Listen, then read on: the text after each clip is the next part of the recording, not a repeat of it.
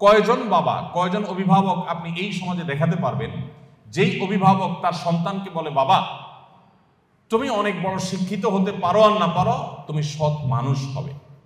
সময় তো উপস্থিতি, শিক্ষিত সন্তান নিয়ে বাবা মা যতটা সুখে আছেন, এই সমাজে এত শিক্ষিত সন্তান না থাকলেও বাবা মারা অনেক বেশি সুখী ছিলেন, সন্তানরা অনেক বেশি সুখী ছিলেন একটা সময়। শুধু পার্থক্য এইটুকু, তাদের মধ্যে নীতিনৈতিকতা ছিল, এখন নীতিনৈতিকতা নাই। আমি শিক্ষার বিরুদ্ধে বলছি না, শিক্ষা তো আমাদের লাগবেই, কিন্তু শিক্ষার পাশাপাশি যদি নীতিনৈতিকতা না থাকে তো এই শিক্ষা জাতিকে যতটা উপকার করবে তার চেয়ে বেশি ক্ষতিগ্রস্ত করবে। দেশের উন্নতি যতটা করবে দুর্নীতি তার চেয়ে বেশি করবে।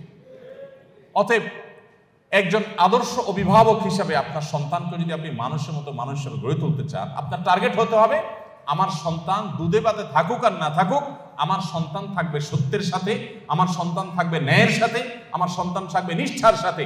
আপনার সন্তানকে বলতে হবে, বাবা আশপাশে মানুষের গাড়ি বাড়ি তাদের সম্পদ এগুলোর চমক তোমাকে যেন বিভ্রান্ত না করে। তোমার বাবা হিসাবে আমি অসৎ উপার্জন করি নাই, তুমি অসৎ উপার্জন করবে না।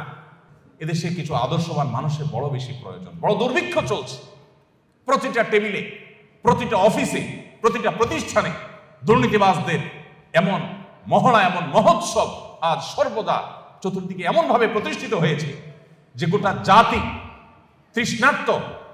তৃষ্ণার্ত মরুভূমি যেরকম পানির জন্য হাহাকার করে, কিছু সৎ নাগরিকের জন্য গোটা জাতি আজ হাহাকার করছে।